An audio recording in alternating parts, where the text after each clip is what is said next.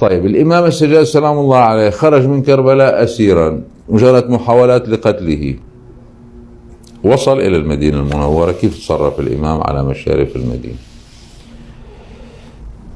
على مشارف المدينة المنورة أمر أن تنزل القافلة، نصبت الخيام على أبواب المدينة. خطط الإمام السجاد عليه السلام أن يدخل إلى المدينة كما دخلها جده رسول الله صلى الله عليه وسلم يوم الهجرة. كيف دخل الرسول؟ كلنا حافظين: طلع البدر علينا من ثنيات، يعني خرج الناس كلهم لاستقباله. الإمام السجاد عليه السلام خطط، بعث شاعر، اختار واحد شاعر، هون الجانب الإعلامي المهم. قال له: رحم الله أباك كان شاعرا، هل تجيد الشعر؟ قال: نعم. قال: ادخل إلى المدينة وانعى الحسين. دخل، هي اللي بنسمعها مجلس تعزية: يا أهل يثرب لا مقام لكم بها، قتل الحسين فأدمعي مدرار، الجسم منه بكربلاء مضرج أو على الثرى، والرأس منه على القناة يدار. هذا التخطيط تأسيسي لبقاء الإسلام.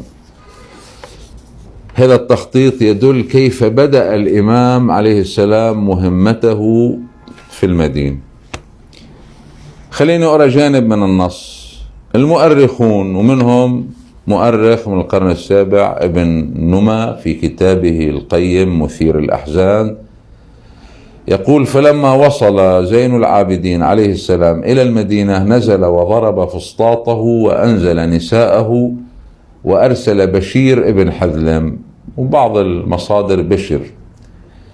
ثم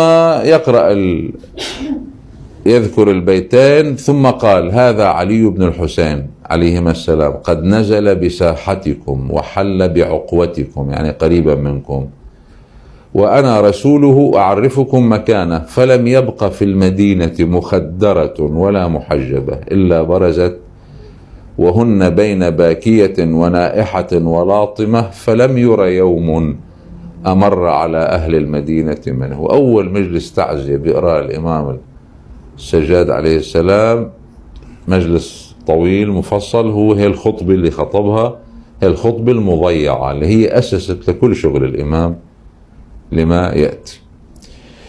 وخرج الناس إلى لقائه وأخذوا المواضع والطرق. قال بشير هذا الشاعر: فعدت إلى باب الفسطاط وإذا هو قد خرج وبيده خرقة يمسح بها دموعه، وخادم معه كرسي، فوضعه وجلس وهو مغلوب على لوعته، فعزاه الناس فأومى إليهم أن اسكتوا، فسكنت فورتهم، فقال: الحمد لله رب العالمين مالك يوم الدين. الخطبة أتركها لأصل إلى نقطة جوهرية. خلينا نوقن بأنه الإمام الحسين انتصر. دخل الإمام السجاد عليه السلام إلى المدينة بعد هذه الخطبة،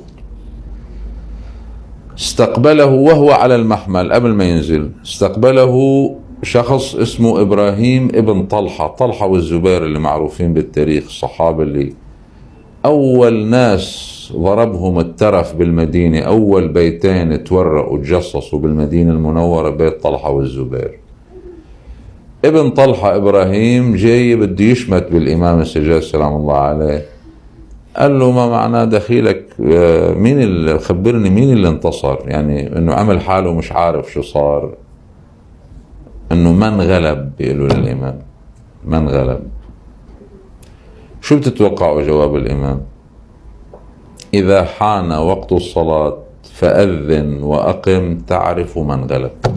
هذا كلام منتصر حقيقي. الإمام الحسين عليه السلام انتصر حقيقي.